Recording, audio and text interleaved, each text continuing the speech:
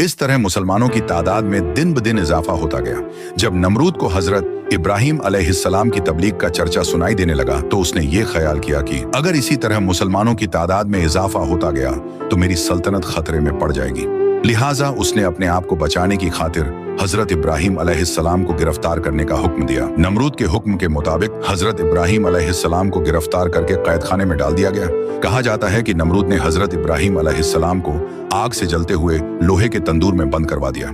काफी देर के बाद जब हजरत इब्राहिम अलैहिस्सलाम को बाहर निकाला गया तो आपको किसी किस्म का कोई नुकसान न हुआ था। नमरूद ने यह हुक्म दिया कि उन्हें कैद खाने में कैद कर दिया जाए और उन्हें खत्म करने के लिए कोई और खास हल तलाश किया जाए। चुनांचे हजरत इब्राहिम अलैहिस्सलाम को एक रिवायत के मुताबिक 40 दिन और एक दूसरी रिवायत के मुताबिक 7 साल तक जेल में बंद रखा गया।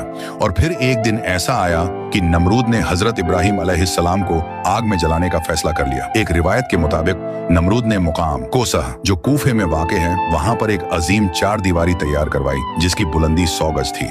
जब ये 4 दीवारी मुकम्मल हुई तो नमरूद ने हुक्म दिया कि इसे लकड़ियों से भर दिया जाए। ये 4 दीवारी इतनी बड़ी थी कि इसे 1 महीने के अंदर लकड़ियों से भर दिया गया।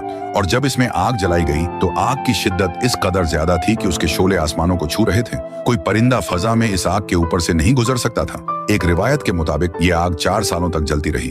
आग को तो पूरी तरह भड़का दिया गया, लेकिन एक मसला था। कोई ऐसा रास्ता मौजूद न था जिसके जरिए हजरत इब्राहिम अलैहिस्सलाम को आग में डाला जाए, क्योंकि आग इस कदर भड़क रही थी कि कोई भी उसके करीब नहीं जा सकता था। लोग इसी सोच में थे कि हजरत इब्राहिम अलैहिस्सलाम को किस तरह आग में डाला जाए। तब शैतान ने उनको मंजनीक गुलेल जैसी एक बड़ी मशीन बनाने का मशवरा दिया और मंजनीक बनाने का मुकम्मल तरीका भी बता दिया। जब मंजनीक पूरी तरह तैयार हो गई तो पहले उन्होंने एक बड़ा पत्थर रखकर उसे फेंका ताकि तजुर्बा किया जा सके कि मंजनीक सही काम कर रही है या नहीं।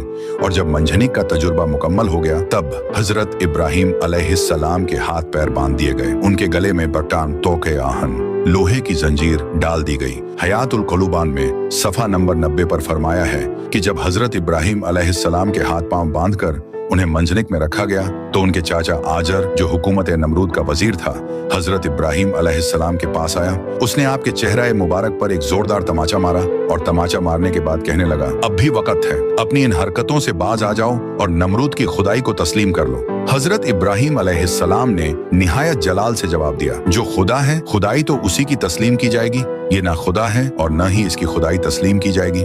और उन्हें मंजनीक में रखकर आग में फेंक दिया गया।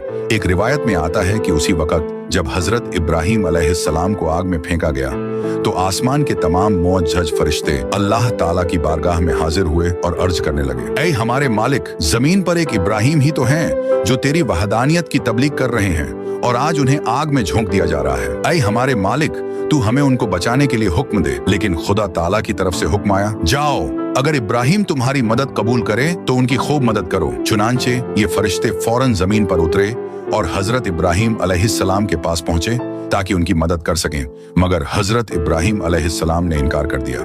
इसके बाद वो फरिश्ते आए जो हवा और आग पर मुतय्यन थे। सबसे पहले हवा पर मुतय्यन फरिश्ता आगे बढ़ा और अर्ज करने लगा, ऐ इब्राहिम, अगर आप इजाजत दें तो मैं एक तेज आंधी के जरिए इस आग को बुझा सकता हूँ। लेकिन हजरत इब्राहिम अलैहिस्सलाम ने जवाब दिया, मैं इस वक्त इम्तिहान में हूँ, इसलिए मुझे तुम्हारी कोई मदद नहीं चाहिए। फिर पानी पर मुय्यन फरिश्ता आया और निहायत आजिजी से अर्ज करने लगा, अगर आप चाहें तो मैं बारिश बरसाकर इस आग को बुझा सकता हूँ। लेकिन हजरत इब्राहिम अलैहिस्सलाम ने फरमाया, मुझे कोई जरूरत नहीं। अलगरज जब हजरत इब्राहिम अलैहिस्सलाम को आग में फेंका गया और आप आग की तरफ तेजी से जा रहे थे तो अचानक हजरत जिब्राइल अलैहिस्सलाम हाजिर हुए और आपका इस्तकबाल करते हुए अर्ज करने लगे,